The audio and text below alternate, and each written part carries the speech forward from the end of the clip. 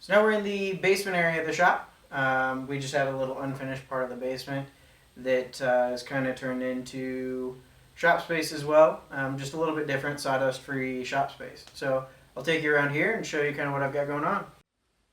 So here I have wife. Next I have a few woodburn, well, they will be woodburn growth charts, but they're just laid out right now. So those will be getting done here real soon. Just got a little tool cabinet, and then this is actually my stabilizing setup. So I've got, this is all from turntex.com. This is called an oven tamer. This is for stabilizing. If you haven't ever done stabilizing, you have to completely dry out the wood. If there's enough interest, I can go fully into this setup, but just have the oven set up here, and then back there's the vacuum stabilizing chamber. So next I've got all my wood burning stuff.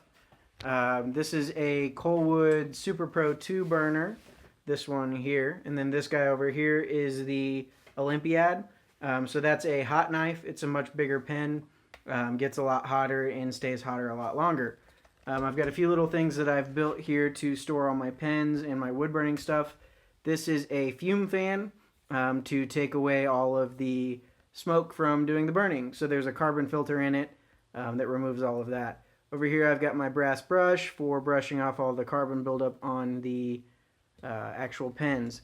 This is a desk that I got from the apartment complex dumpster for free, as well as a chair that I got there for free back when we lived there, that I kind of modified and made to suit what I needed it for. So this is actually a drafting table thing that I kind of built a lift for that allows this top to move up and down. So I have little pegs down there that you can kind of see there that allow me to move the desk up and down. I can lay it perfectly flat if I want to, but I haven't done that for a while. So next up here, I've just got a bunch of random wood storage. There's a bunch of scraps that go all the way back here. Some walnut firewood that I actually picked up on our honeymoon because the cabin that we stayed in for our honeymoon was wanting us to burn walnut.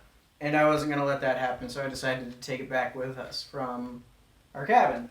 So anyways, I've got a bunch of shelves that I picked up on Black Friday as well, with Osage orange that's drying out, a few walnut pieces drying out, and then just some bigger stuff that I don't necessarily have room for upstairs in the garage. So that's something that I would like to make room for at some point though. Next to that, I've got a shelf that's on some casters so I can roll everything around with log storage in there. These are all of the pencil holder blanks that are drying out.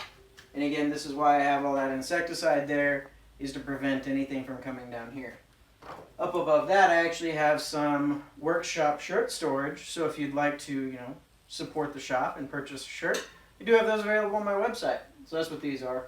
But then I've got other logs down here, and then a few slabs back here in the back that are drying out as well. So this space is pretty underutilized. I've just got a filing cabinet. That's the only thing here that I actually use.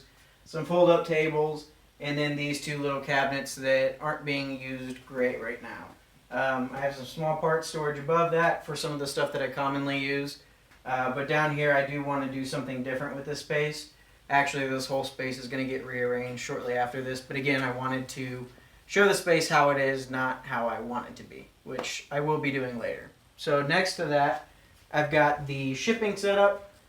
These are all the boxes that I commonly use to ship items out in, as well as a bunch of storage of all the stuff that I need right here in this area to ship everything out. I would like to take this space and actually make some drawers here, at least some dividers, so I can actually put some more stuff in there.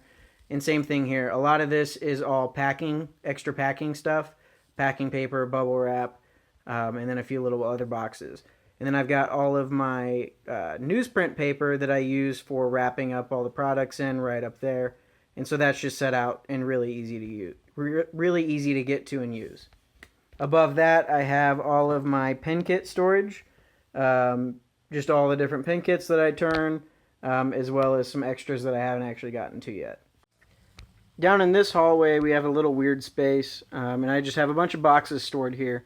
Boxes that I will use at some point, and then other boxes that I don't use quite as often, but still want to keep. So here I've got kind of a random conglomeration of crap.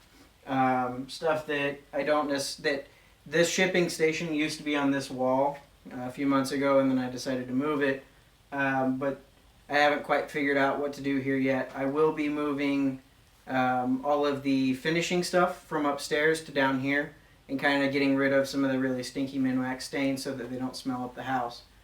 So I will be doing that here sometime soon because I don't really want to be out in the summer heat finishing as much as I possibly can. So next to that, I have another one of those rolling carts that's full of pen blanks, clock blanks, pencil holder blanks, all that kind of stuff that's drying out. So I've got some big, Osage Orange blanks like this, little cookies of Osage Orange that are drying or that I'm waiting to figure out what to do with. So here you can kind of see some of that a little bit more close up, and then here's a lot of the little cookies and blanks and stuff like that that I'm waiting it to dry out. Back here's some more underutilized space, and then here's a big cabinet that I got from the apartment complex dumpster as well, and just hung up on some French cleats and have stuff drying out in, and then just some other random storage. I have a bunch of pen blanks, or pencil holder blanks here that are drying out again, and then this is actually some finished goods storage as well as some overstock like gloves and brushes and stuff like that. This is actually in the center of the basement shop area. This is just a round table that I again found at the apartment complex dump, and haven't really figured out what to do.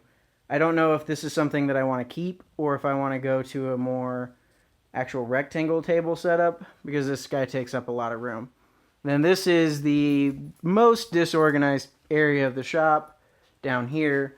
I just have a bunch of random stuff here that I've got to actually figure out storage for. We have a big area underneath the stairs back here that I want to put a header in and make a bigger walkway so that I can actually utilize a lot of that storage space.